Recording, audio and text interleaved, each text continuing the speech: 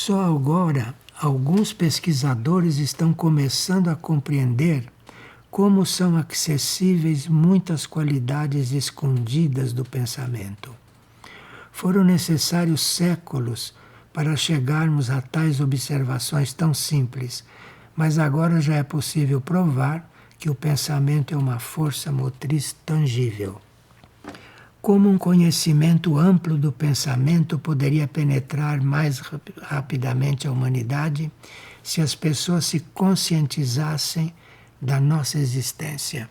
Se nós realmente nos conscientizássemos que existe um mundo sutil, que naquele mundo sutil existem habitantes, que aqueles habitantes podem nos instruir, se isto fosse realmente refletido, se isto fosse realmente afirmado, nós não sabemos que resultado isto poderia dar. Nossa morada é a mais fácil de decifrar o pensamento à distância, quando ele vem de uma fonte poderosa.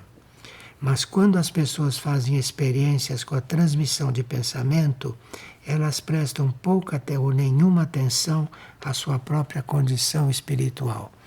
Então você está querendo projetar uma coisa para um outro, projetar uma ajuda, mas precisa ver como é que está a sua situação. Porque se a sua situação está livre de apego, se não tem domínio sobre o outro, se a sua situação está pura, você transmite isto para o outro.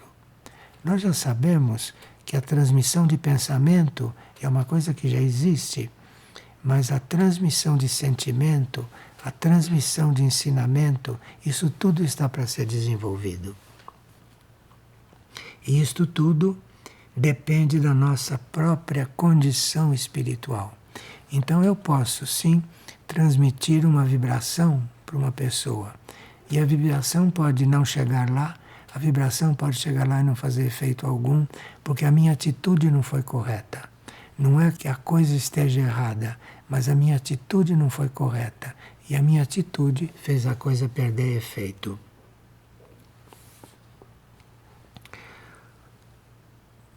A primeira etapa da transmissão pode ser alcançada facilmente, mas é desejável que se pressione para a frente com o desenvolvimento da transmissão a grandes distâncias. E você só pode transmitir a grandes distâncias se você tem uma intenção pura. Senão, aquele pensamento fica preso aqui, aquele pensamento não faz o efeito que poderia fazer. Então, os seres dos mundos superiores agem muito assim com o pensamento, agem muito com essa técnica muito sutil, muito imaterial. Nós constantemente enviamos setas de pensamento para penetrar a consciência da humanidade.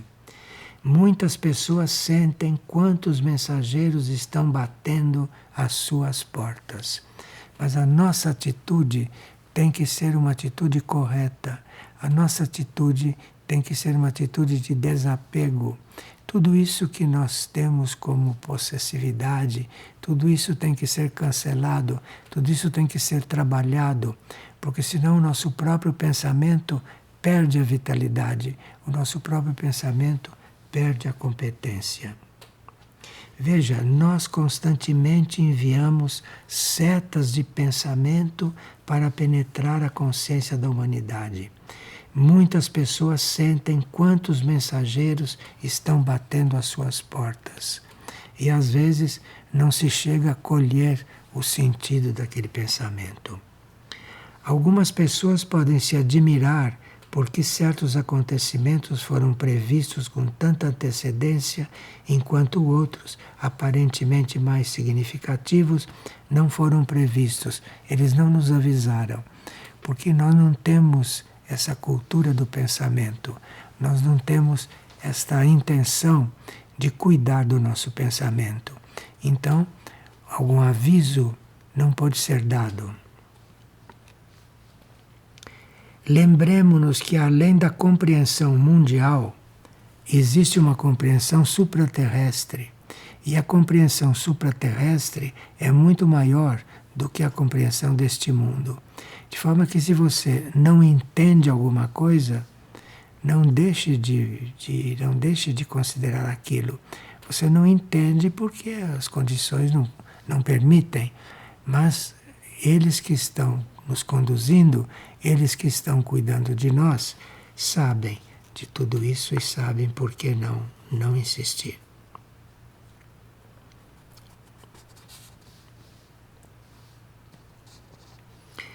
Se nós ouvirmos gravações específicas e tivermos textos adequados, nós precisamos cuidar muito do nosso pensamento para que aquilo seja realmente aproveitado, que aquilo seja realmente assimilado e que aquilo seja realmente compreendido em tudo aquilo que deve ser compreendido. Agora, tem um ponto que nós temos muitas dificuldades para cumprir, que é o não julgar. O não julgar, o você não fazer um julgamento, você não criar uma forma de pensamento sobre o outro, sobre alguma coisa, sobre certos acontecimentos, você não julgar, isso tem um valor enorme.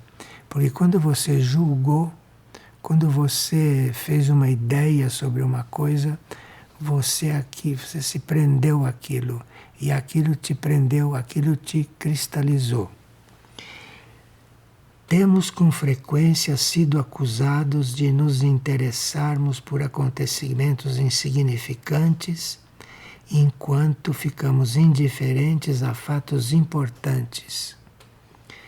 E a isto respondemos: vocês de pouca fé, onde estão as balanças que vocês podem pesar com precisão os acontecimentos aqui nos nossos mundos? Como é que você sabe que nós teríamos que avisar vocês mais do que avisamos? Como é que vocês sabem? Porque se o nosso critério é diferente do seu. Então, até os indivíduos devem ser julgados com muita moderação. Você, para fazer uma ideia a respeito do outro, você tem que ter muito cuidado como faz esta ideia. Porque esta ideia pode prejudicar muito, não só o outro, como você, karmicamente, por ter feito uma ideia completamente errada. O karma se forma em meio a tempestades e tribulações e o inevitável segue seu caminho. O país que ontem foi um gigante, amanhã pode ser um anão. Tal destino pode surpreender as pessoas, mas nós podemos ver a corrente das causas. É preciso aprender a discriminar entre o grande e o pequeno. Aqui, sabe, está sugerindo muitas coisas que não está dizendo, mas que diz respeito a nações. Porque há nações que parecem muito grandes, muito poderosas, aquilo pode acabar de um momento a outro, aquilo pode se modificar de um momento a outro. Urusvati compreende que, embora na realidade do plano físico algumas pessoas às vezes pareçam vivas, do ponto de vista da realidade superior, elas estão totalmente mortas. Há muitas pessoas que estão andando por aí que são mortas, mas nós achamos que elas são vivas. Eles as veem como mortas. Do ponto de vista da realidade superior, estão totalmente mortas. Pode parecer intrigante que as pessoas definidas como mortas por uma realidade superior continuem a se mover na Terra. Por que tais determinações devem limitar-se às manifestações físicas? O fato de uma pessoa estar andando por aí e parecer física, aquela pessoa pode estar morta. E para nós está viva. O que será que quer dizer estar morto? O que será que quer dizer estar vivo, não? O não julgar vale muito. E se a gente é habituado a julgar as coisas, a gente é habituado a separar as coisas segundo o nosso pensamento, nós estamos com isso simplesmente morrendo. Morrendo porque estamos matando uma coisa que é viva, e nós estamos enquadrando aquilo à nossa maneira, enquadrando aquilo dentro do nosso julgamento.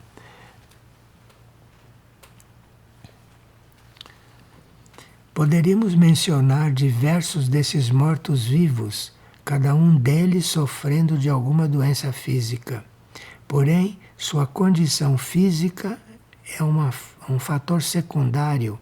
O primeiro é a condição do corpo sutil, que está pronto para partir e pode não estar mais ligado ao corpo físico.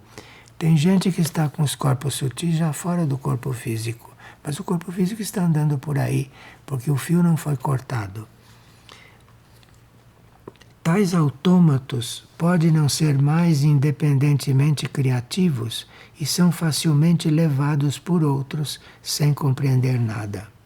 Eles estão fortemente ligados à Terra e temem a ideia da morte. Todavia sentem que já não pertencem totalmente à existência física. Não vamos calcular pelas medidas terrestres e tomemos em consideração o futuro. A complexidade das relações é tal que nem os gênios nem os tolos devem ser dispensados imediatamente. Mesmo uma pessoa que você julgue tola, às vezes aquela tem um papel importante e aquela está pronta para fazer algo, está pronta para manifestar algo mais do que aquele que você julga competente, mais do que aquele que você julga capaz. Enfim, o nosso julgamento é tremendamente perigoso, porque nós não temos capacidade para julgar, nós não temos conhecimento suficiente para analisar um outro, não temos conhecimento suficiente para formar juízo algum sobre o outro, ou sobre coisa nenhuma. Vem que é um livro muito forte, são coisas que o livro fala disso muito rapidamente, fala uma coisa atrás da outra, assim como estou falando, porque é uma coisa que pode, que tem que você parar, tem que você pensar, tem que você colocar aquilo no coração, para ver o que o seu coração diz. Você viu na partilha anterior o quanto nós falamos da voz do coração, não é? Estamos no meio dos acontecimentos do mundo e não podemos cortar os nós kármicos, pois isso poderia provocar catástrofes. Às vezes um nó kármico que nos impede de saber certas coisas é a nossa salvação.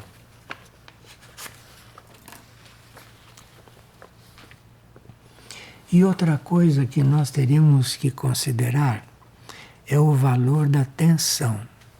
Você vê entre nós, na nossa ciência atual, você está tenso, isso é uma doença, você tem que combater a tensão. E aqui eles explicam o valor de estar tenso. Até os líderes terrestres esperam que as pessoas aprendam a viver em perigo.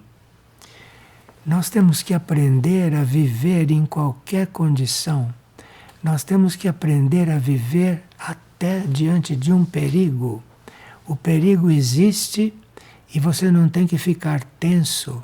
Você tem que aceitar o perigo, você tem que ver o perigo e não ficar tenso. Também aconselhamos a atenção constante, porque ela disciplina as vibrações. Então, você percebe o perigo e você fica atento. Aquele tipo de tensão te avisa, mas não a tensão que dá medo, não a tensão que te impede de aceitar uma coisa. É errado achar que a tensão prejudica o corpo. Pelo contrário, esta percepção, esta tensão consciente, cria o metabolismo necessário que ajuda a renovar o corpo.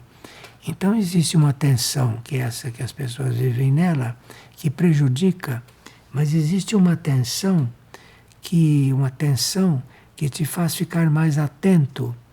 E a tensão não provoca o cansaço, só a depressão é que tira a vitalidade. Não é a tensão verdadeira, é a depressão, é o afastamento da nossa energia vital, o afastamento da nossa alma é que faz nos perder a vitalidade, e não a tensão por estar diante de uma coisa nova. Assim não se deve temer a tensão. Só os ignorantes a consideram como uma infelicidade. Você ficar tenso com alguma coisa. Tem uma tensão positiva. Eu posso estar concentrado aqui, isto é uma forma de tensão. E isso é positivo, isto é curativo para mim. Agora, não deve passar de um certo limite, não deve ser mal compreendido, não deve ser uma coisa assustadora, deve ser uma coisa de ajuda. Nós não sabemos lidar com a tensão. Mas quem estiver pronto para evoluir, saudará a tensão crescente como portões festivos para a renovação e se inflamará de indignação quando os conceitos superiores forem degradados na sua presença. Agora, por exemplo, nós sabemos que estão produzindo armas que nós nem imaginamos porque nunca foram experimentadas e que são desastrosas. Então isso me deve deixar em tensão, isto é, em atenção. Isto não é negativo, porque a hora que essas armas aparecerem, se eu estiver com medo, tenso, se eu estiver preocupado, no mau sentido, isto vai me fazer enfraquecer.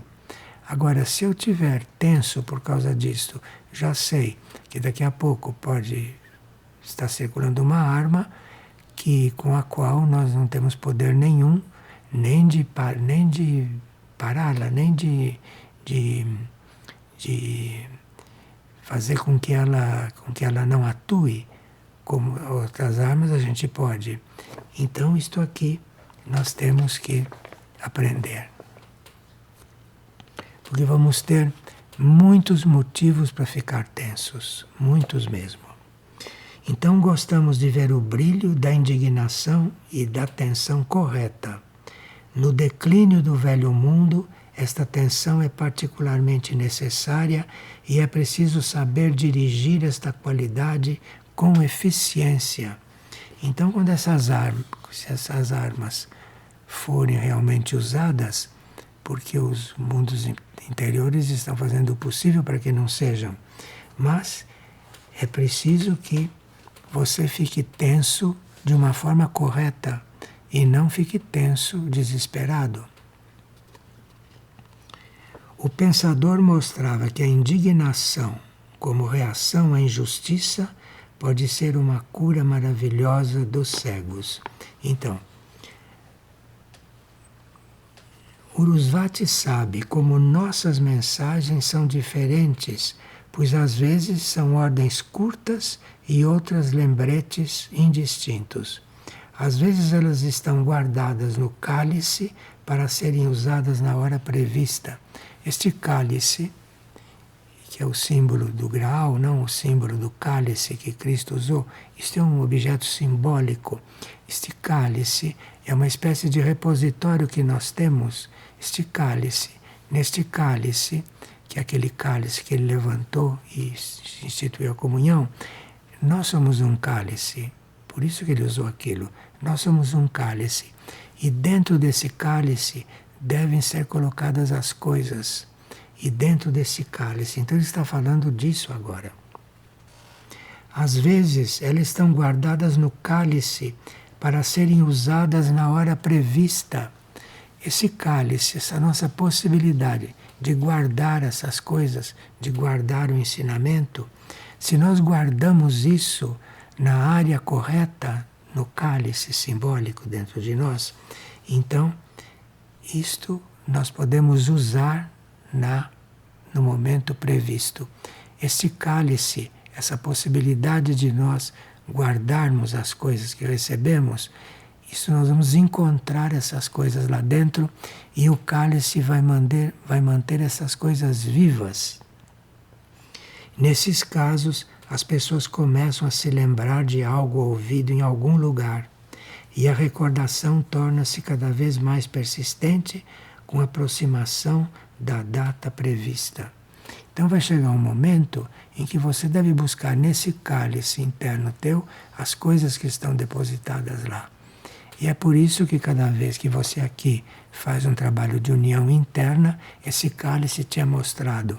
Você inconscientemente sabe que este cálice é uma área tua, sabe que aquele cálice que traz a partícula, que aquilo é uma coisa que você tem dentro de você e que aquilo então está sendo depositado ali. E cada vez que você pensa nesse cálice, você vai encontrar lá dentro aquilo que precisa para resolver certas situações. Tudo isso é obra da tensão, mas não a tensão negativa, a tensão positiva, a tensão atenta. Essas lembranças do fundo do cálice devem ser tratadas com grande cuidado. Nelas há muitos acontecimentos que, pela lei kármica, só podem ser revelados pela consciência. Ninguém pode dizer o que está depositado no teu cálice interno. Você que tem que chegar lá com a tua consciência. Ninguém pode te revelar isto. Agora aqui, ele vai começar a falar nas crianças. Porque nós, por exemplo, temos a mania de achar que as crianças não sabem as coisas e que nós temos que ensiná-las. Então veja. É de suma importância observar as crianças quando recebem este tipo de energia. Elas muitas vezes dizem que outras crianças as visitam e brincam com elas e que durante essas brincadeiras conversam sobre assuntos interessantes. As crianças, quando se juntam, quando se reúnem, estamos falando das crianças normais, né? Das crianças não doentes. Então, quando as crianças se reúnem, elas conversam muitas coisas. E as crianças podem se lembrar com mais facilidade de vidas passadas ou com mais facilidade o que está dentro daquele cálice dela guardado do que nós. E quando elas se unem, elas que se consideram semelhantes, então nós devemos aprender a ouvir as crianças. Elas muitas vezes dizem que outras crianças as visitam e brincam com elas, e que durante essas brincadeiras conversam sobre assuntos interessantes. Quem é que está interessado em saber o que as crianças conversam quando estão sozinhas ou quando se encontram? Elas podem conversar de coisas que nós não podemos porque não nos lembramos e elas ainda se lembram. Às vezes elas convidam adultos para se juntarem a elas, mas os adultos não veem seus amiguinhos e consideram suas declarações como invenções. Nós temos que aprender a ouvir as crianças, porque uma criança, se está conversando com uma outra criança, preste atenção no que estão dizendo. Porque ela pode estar dizendo coisas que você nem imagina e você não dá valor porque ela é criança.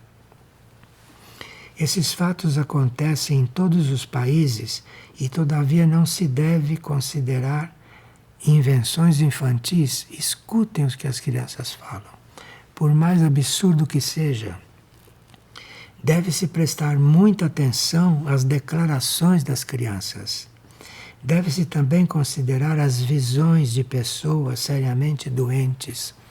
Uma pessoa doente que tem uma visão, uma pessoa doente que tem uma impressão, ela não tem aquela impressão se ela não estiver doente. E quanto mais doente ela está, mais ela tem impressões que não são daqui, mais ela tem impressões que aqui parecem absurdas. Ela está doente, está começando a fazer contato com outros mundos, com outras áreas. Então é muito importante o que as crianças dizem, porque acabaram de chegar de lá e ainda não foram estragadas, e aqueles que estão partindo, porque aqueles que estão partindo já estão eventualmente sendo preparados. Então o que diz um moribundo, ou o que diz uma criança, é muito importante.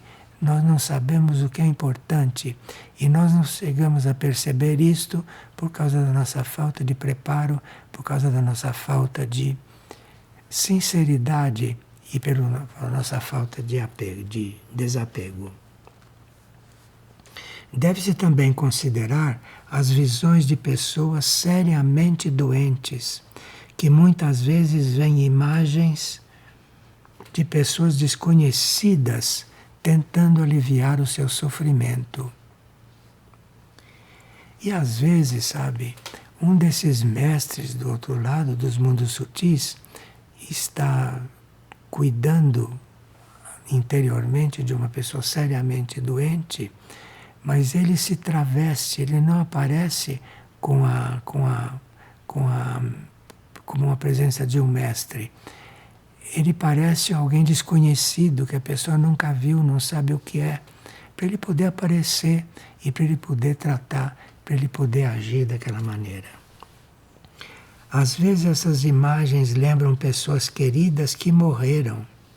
Essas aproximações das esferas superiores são variadas e devemos valorizar o cuidado e a preocupação revelados de maneira tão delicada. Infelizmente, as pessoas preferem atribuir tudo a fantasmas, a fantasmagorias, esquecendo que também existem manifestações superiores traduzidas daquela maneira, se mostrando como coisas desaparecidas.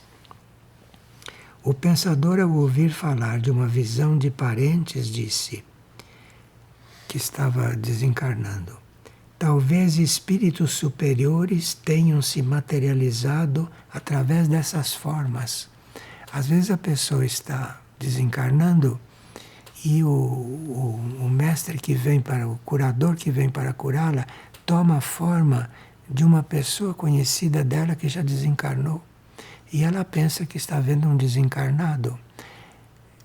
Ele aparece como desencarnado para poder aparecer, para poder trabalhar, para que ela não tenha um choque e não tenha uma vibração muito forte. Urusvati sabe que mesmo uma evolução acelerada deve passar por etapas legais, ou o caos dominará, e em tais condições é especialmente difícil para uma pessoa lidar com seu próprio livre-arbítrio. Mesmo as pessoas inteligentes não conseguem conciliar o pessoal com o evolutivo. O homem teimosamente insiste em suas próprias percepções e não admite outras soluções.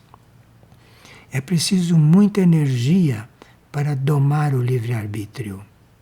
Portanto, quando falamos em vigilância e flexibilidade da mente, queremos evitar o mal que vem desse tipo de teimosia do livre-arbítrio. Quando falamos sobre a unificação, temos em mente uma conquista importante. Sabe-se com certeza que o chamado complexo da imortalidade é uma tensão igual de todas as energias. É exatamente esta união de energias que dá origem ao estado superior. Mas as pessoas não querem se disciplinar para se unirem livremente.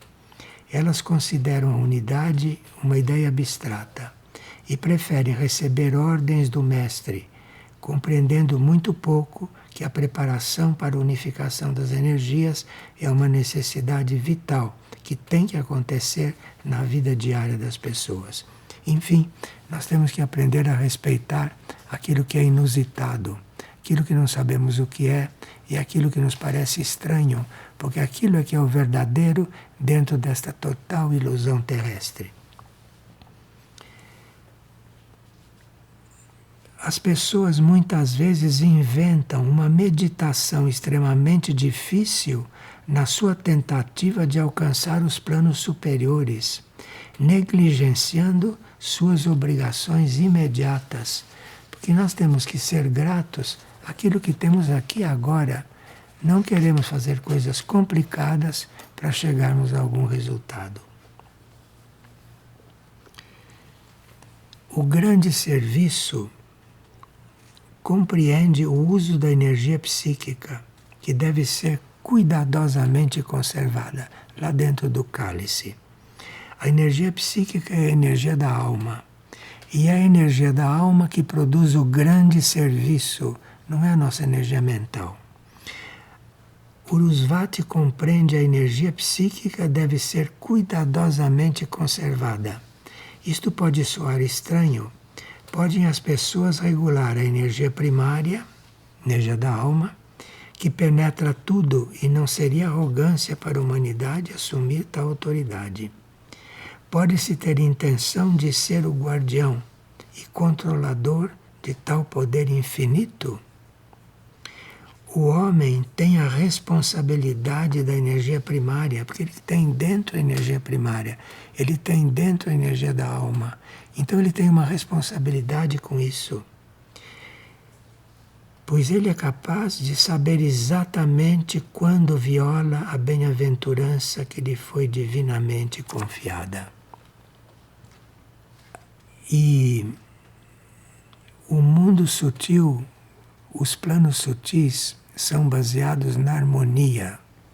E se você sai do caminho do meio, daquele que Buda anunciou, e aquele caminho do meio é a coisa que você tem que ter presente para depois receber a energia crística, porque a energia crística é uma consciência de um certo poder.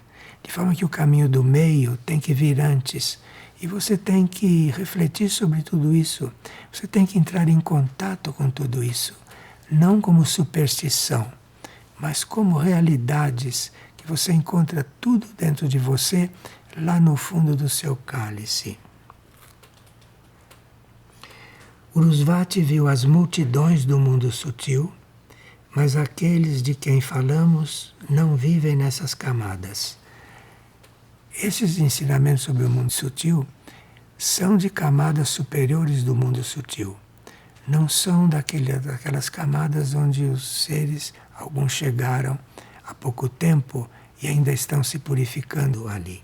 Urusvati sabe que quem aspira discriminar entre as leis dos mundos durante suas vidas terrestres se aproxima da autorrealização.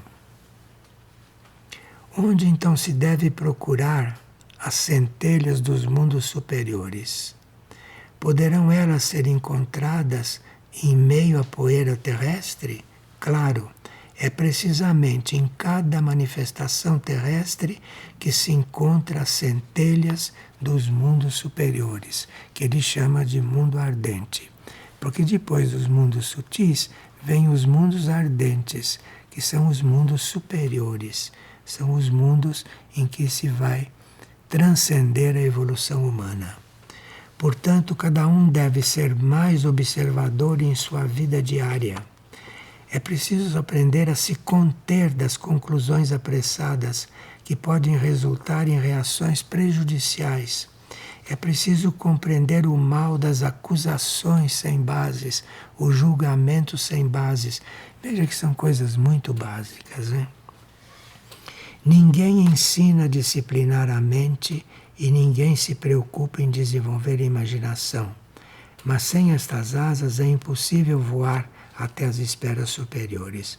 É preciso pensar que é um reino onde reinam os pensamentos purificados. É preciso compreender como é belo o caminho para esse reino, onde os pensamentos se tornam sentimentos.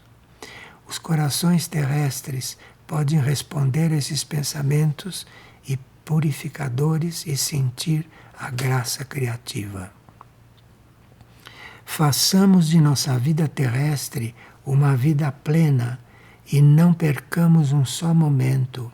Alcancemos a totalidade do ser que pode se definir como exaltação ou espiritualização. Tal estado de mente transforma toda uma vida. Então se trata de disciplinar a mente e de usar a imaginação positiva. E assim vamos descobrindo os níveis mais elevados da vida sutil, do mundo sutil. Mas nós precisamos poupar os ignorantes de ficarem confusos. Precisamos consolar quem está desesperado, porque o desespero confunde tudo. E precisamos apreciar os vários campos de trabalho nesta vida terrestre, porque nós precisamos saber, aprender a lidar com a vida terrestre com prudência. E só se sabe lidar com a vida terrestre com prudência é quando se aprende a lidar com as coisas da vida terrestre. Então é por isso que, a uma certa altura, um instrutor se afasta um pouco, aparentemente, porque você precisa aprender a lidar com as coisas da vida terrestre. Não se deve se distrair nem entusiasmar com coisas dos outros planos que você ainda não está preparada para viver, não está preparada para experimentar. Então você vai se preparando através do contato com o mundo sutil, que é um mundo invisível a essa nossa consciência física, mas que é um mundo que nos prepara para os mundos superiores, finalmente.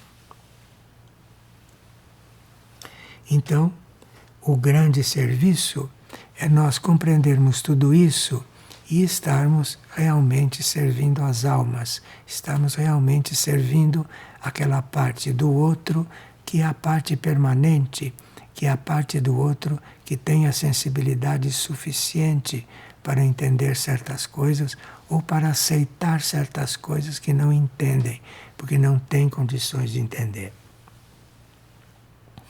Então, acima do mundo sutil, vem o mundo de todas essas outras coisas, que nem adianta estar falando mais, porque este mundo, para nós, é completamente incompreensível.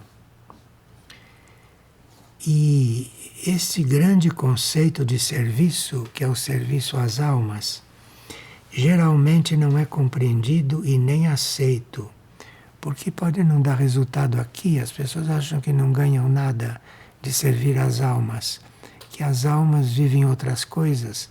Sim, mas as almas vivem uma realidade maior do que essa que nós vivemos aqui. Aqui pode não servir para nada, mas é isto que a gente tem que assumir. É isto que nós temos que tomar como base na nossa vida. Isso tudo é o supraterrestre. Façamos de nossa vida terrestre uma vida plena e não percamos um só momento. Alcancemos a totalidade do ser que pode se definir como espiritualização. Tal estado de mente transforma toda uma vida.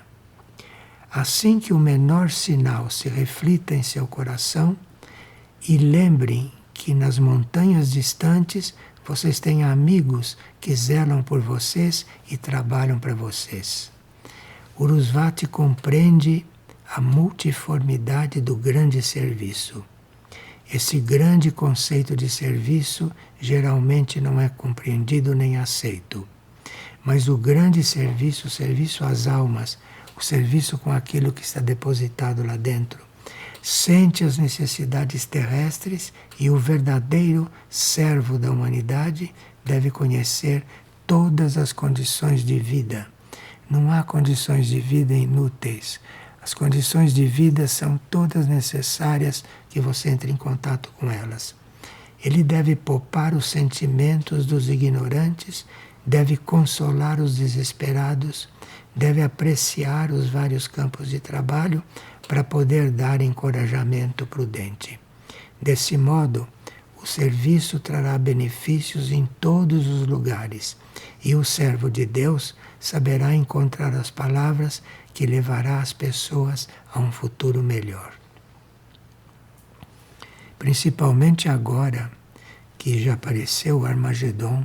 O Armagedon é esse momento que o Apocalipse cita, em que as forças do bem e as forças do mal vão se confrontar. Isso já está acontecendo. E isso chama-se Armagedon, chama-se Kali Yuga, tem vários nomes que aqui não vem ao caso. Então, principalmente agora, deveríamos compreender que o futuro mais brilhante é uma realidade e que só a malícia humana pode retardar a vinda da nova era luminosa. Nós temos que ter tudo isso como a nossa realidade. Agora, a prática do serviço com o pensamento, A prática do serviço com pensamento é uma coisa muito ampla e que nós poderíamos resumir em uma coisa que Moria chama de o Sermão da Montanha.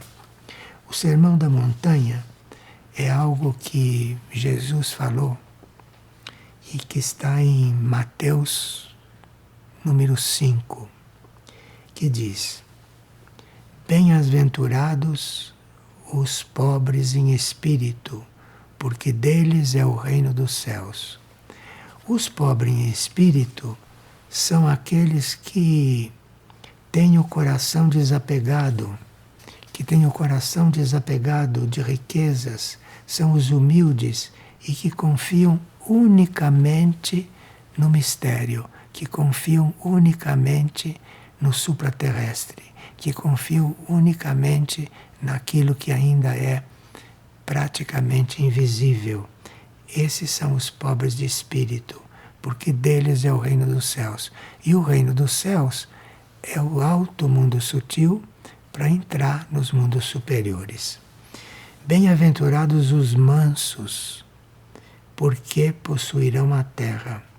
Possuir a terra é não se deixar influenciar pelas coisas da terra. Você possui a terra quando você domina a terra. Você vive na terra, age na terra, serve na terra, mas não se deixa envolver pela terra. Isso são os mansos, aqueles que possuirão a terra. Veja que Cristo falava simbolicamente. Então, além dos pobres de espírito, dos mansos, bem-aventurados os que choram, porque serão consolados. Os que choram são aqueles que choram pelos erros cometidos, pelo afastamento da criação, da pureza original. Então, bem-aventurados os que choram. Não é chorar como se chora aqui. É chorar por você ter se afastado da sua pureza original. Chorar por você ter afastado da consciência da criação. E chora porque está exilado na terra, porque isto aqui é um verdadeiro exílio. Então, bem-aventurados os que choram, disse Cristo, porque assim você está possuindo a terra. Bem-aventurados os que têm fome e sede de justiça, porque serão saciados. Bem-aventurados os misericordiosos, porque alcançarão misericórdia. Bem-aventurados os puros de coração, porque verão a Deus. Bem-aventurados os pacíficos, porque serão chamados filhos de Deus. Bem-aventurados os que sofrem perseguição por amor da justiça, porque deles é o reino dos céus. Então, aqueles que são perseguidos porque perseguem essas coisas, porque quando você percebe uma força superior, você começa a ser perseguido. Então, bem-aventurados os que sofrem perseguições por causa da justiça, porque deles é o reino dos céus. Este é o conhecimento para ter contato com o mundo sutil. E vocês encontram isso em 8 frases dentro de Mateus número 5, no Novo Testamento, que é chamado Sermão da Montanha, que foi um momento que Cristo chamou alguns e falou estas coisas para eles. Isso está no Sermão da Montanha. Então, a prática do serviço do pensamento é essa que nós vimos. E os voos com o mundo sutis, para os mundos sutis também são possíveis, não é? E para isso nós temos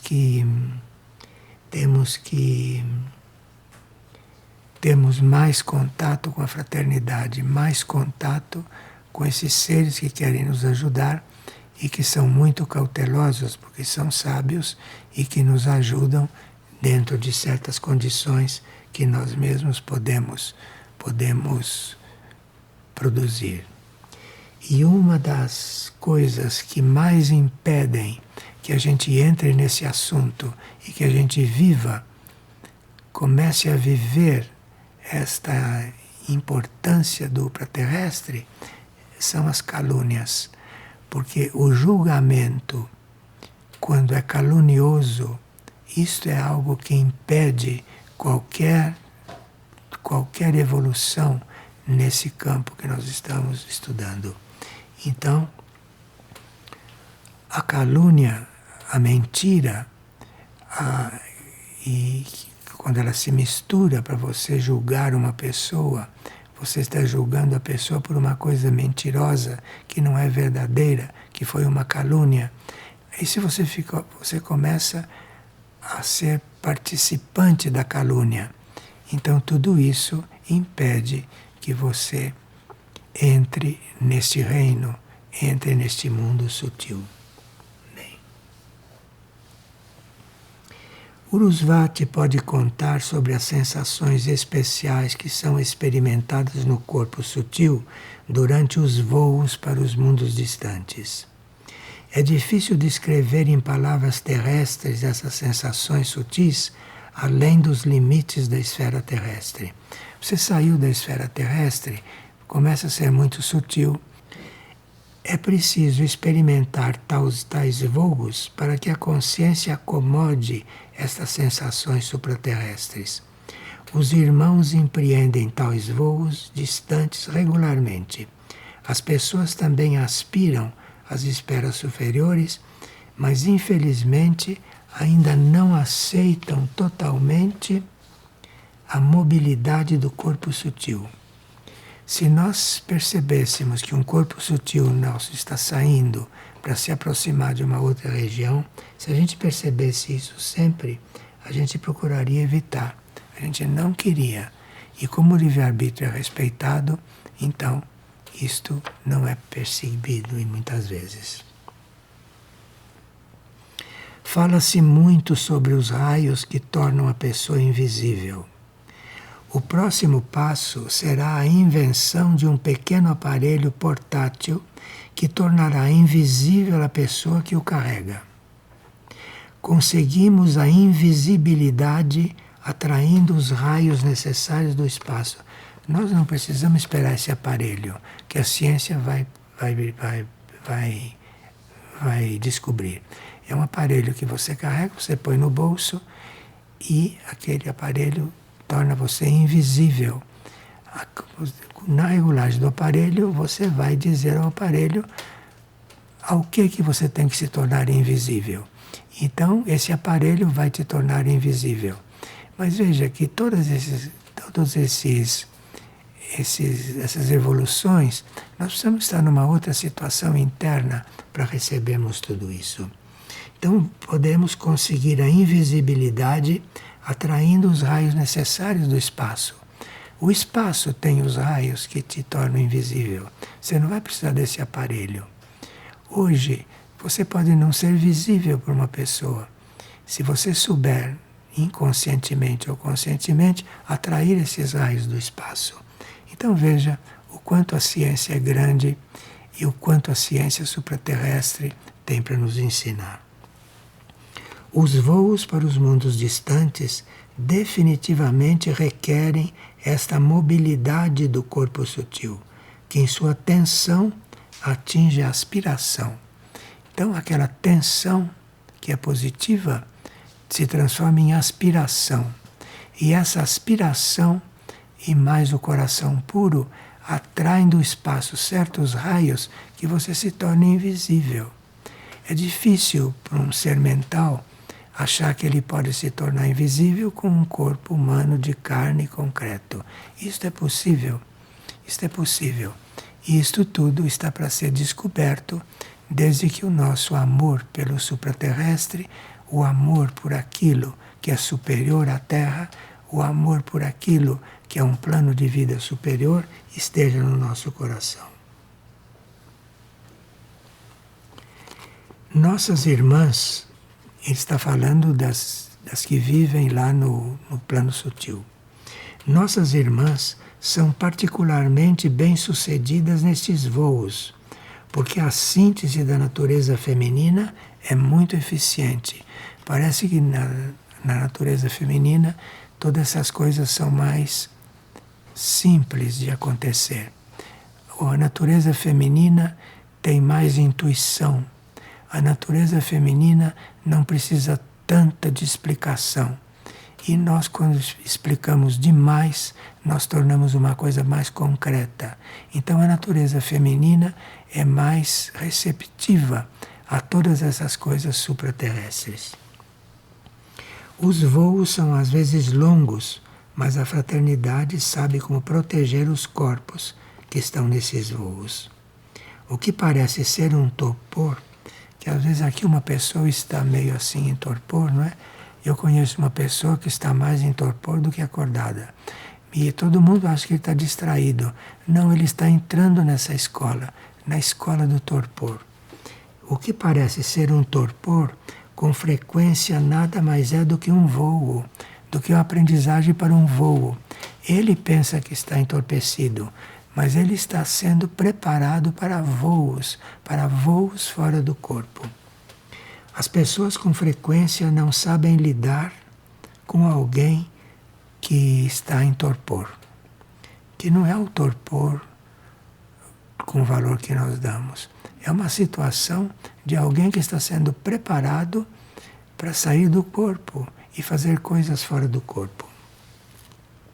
Nos tempos antigos, se pensava que o torpor era uma doença sagrada e as pessoas sabiam reconhecer os sintomas. Então a pessoa está ali assim, parece que está...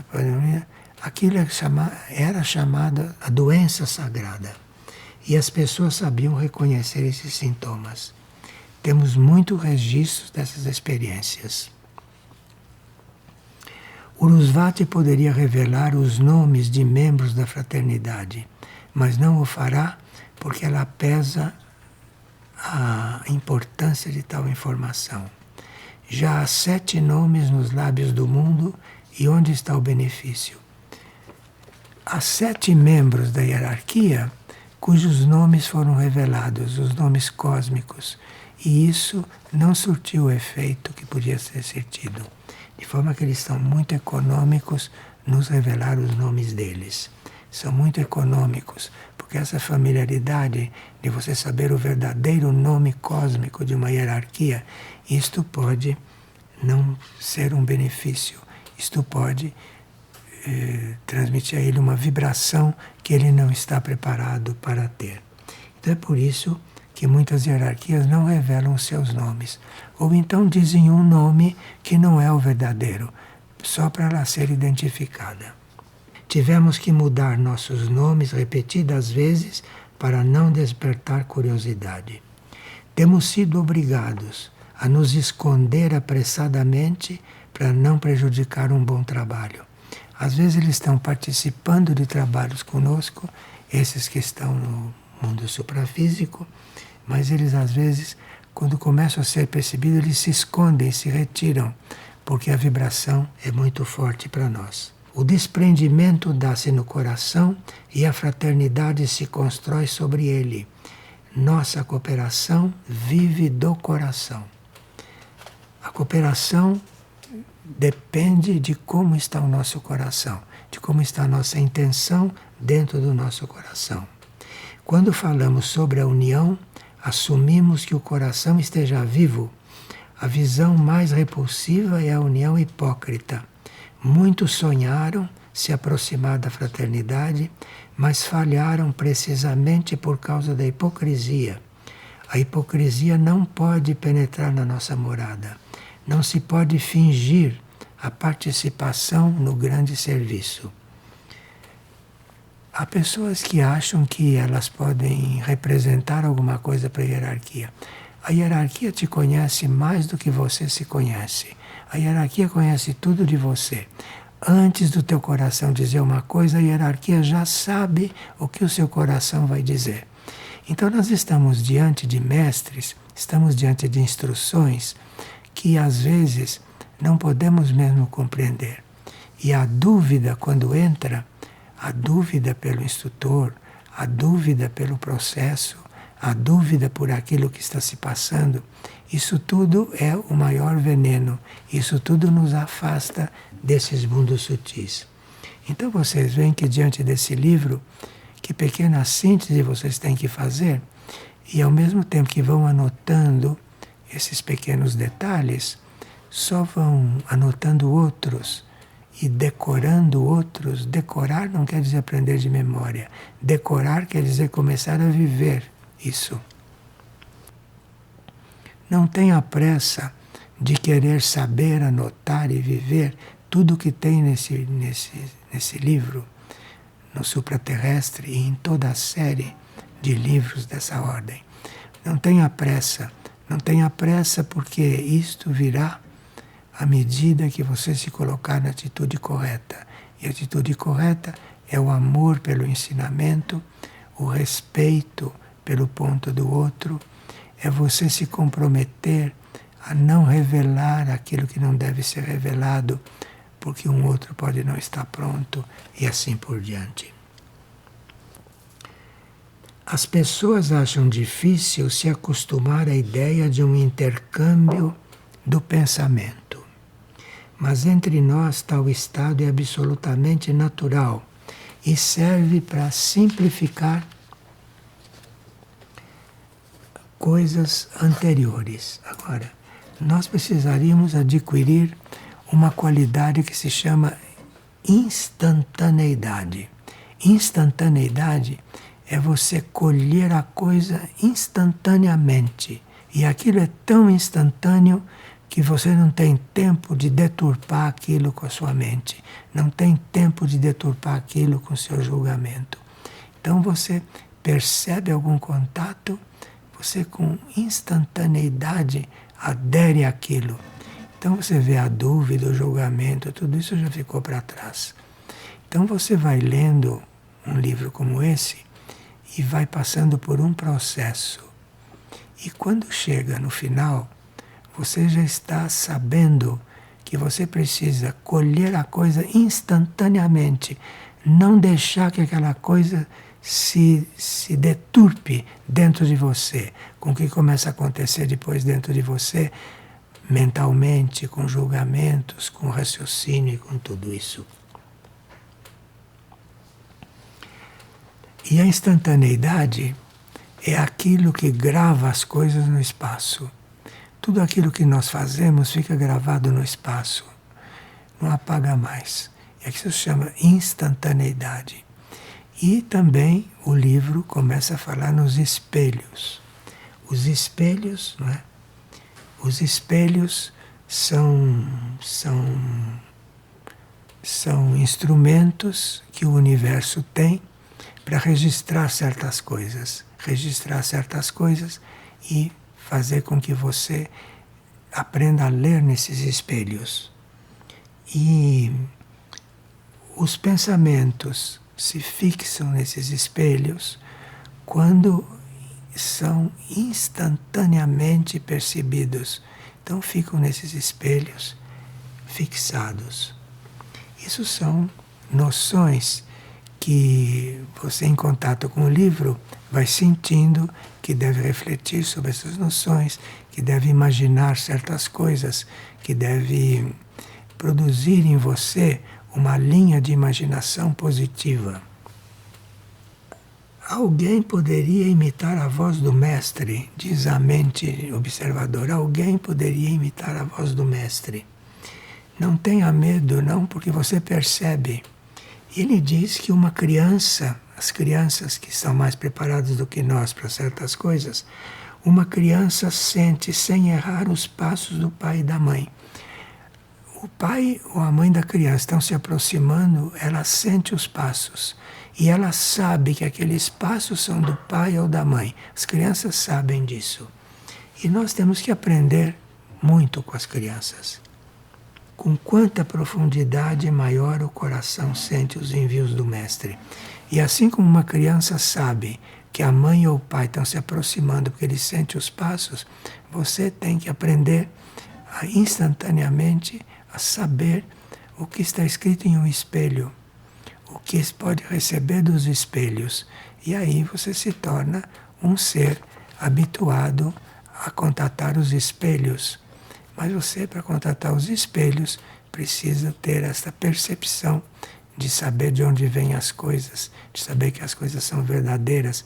Como você a criança sente o pai da mãe e sabe que é o pai da mãe, você também aprende a sentir o que vem de um espelho, se é a voz do mestre ou se é outra voz falando no espaço, de forma que, como ele está falando dos espelhos, nós teríamos todo um trabalho para fazer com os espelhos do cosmos.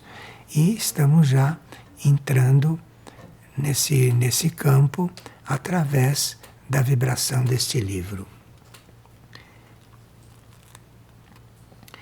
As pessoas não podem imaginar como são as batalhas espaciais. E todos esses cuidados estão anunciados, todos esses cuidados estão sendo descritos, porque assim como existem batalhas aqui na Terra, existem também batalhas no espaço.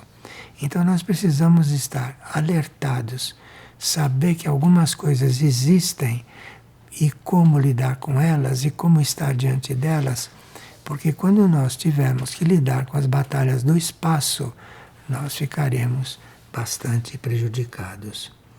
E as batalhas do espaço são normais. É normal que haja uma batalha no espaço. Em condições terrestres é difícil imaginar uma batalha no meio do infinito. Mesmo o silêncio, nós compreendemos mal o silêncio. Nós precisamos nos abrir, precisamos buscar todas essas coisas que fazemos mal e não sabemos. Por exemplo, temos que saber como falar, quando ficar em silêncio. Quando está em silêncio, como faz para não manifestar o que não deve? Porque manifestando o pensamento é como se eu estivesse falando. Aqui não se escuta, mas no espaço se escuta tudo. No espaço se sabe tudo e no espaço se percebe tudo.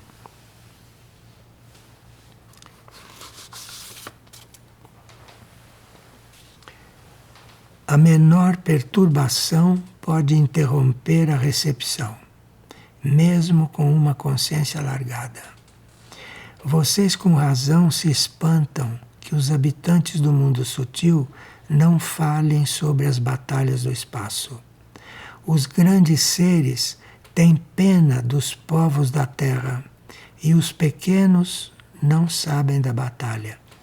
As pessoas aqui na Terra que nem compreendem as batalhas da Terra não têm a menor noção o que são as batalhas no espaço.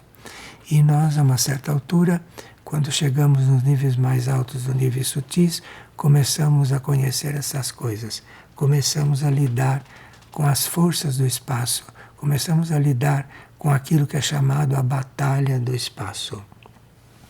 Então vocês veem que a nossa aprendizagem é infinita, que a nossa aprendizagem, quando parece que já está adiantada, está ainda aquém do curso primário.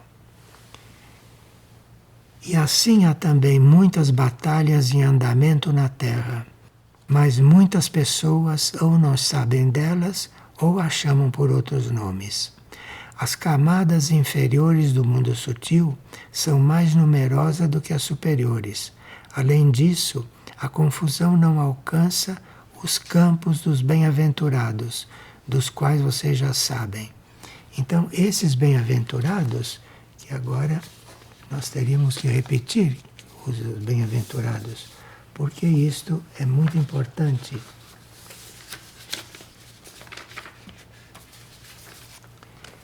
É muito importante que nós sejamos um bem-aventurado.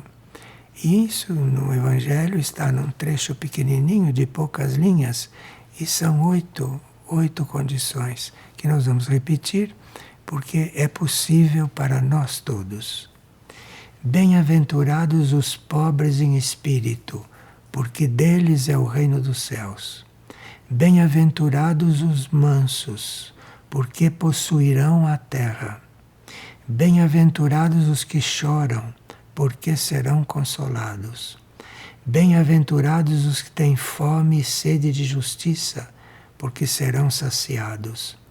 Bem-aventurados os misericordiosos, porque alcançarão misericórdia.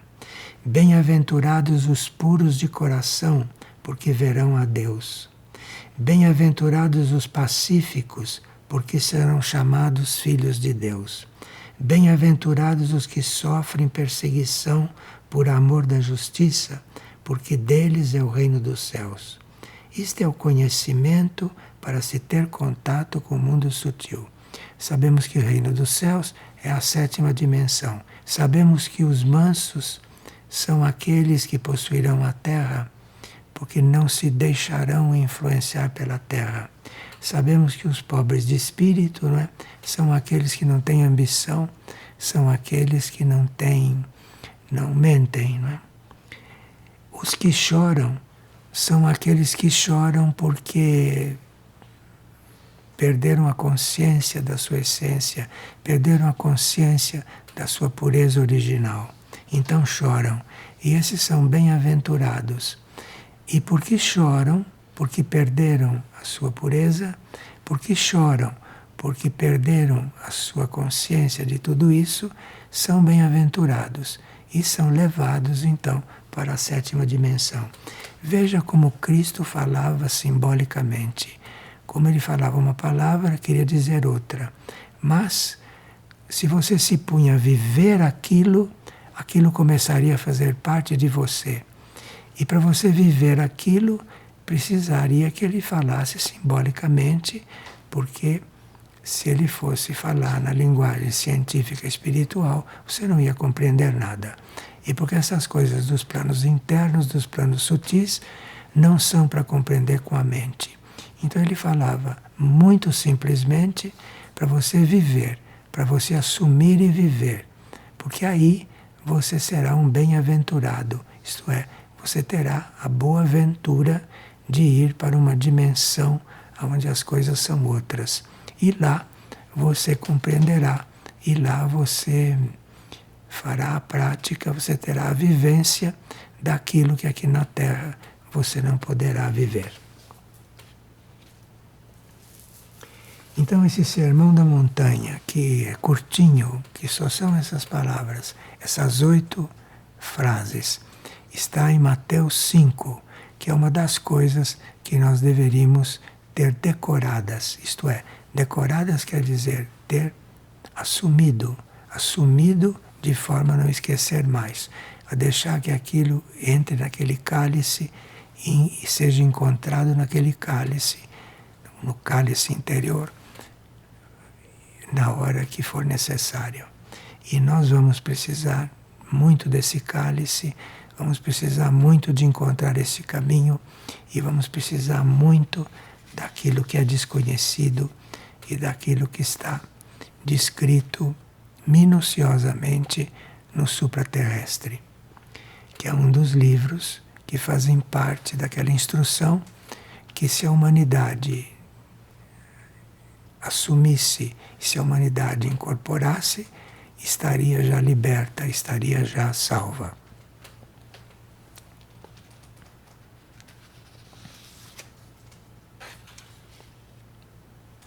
Bem, nós, para terminar, teríamos que recomendar que vocês encontrem esse texto.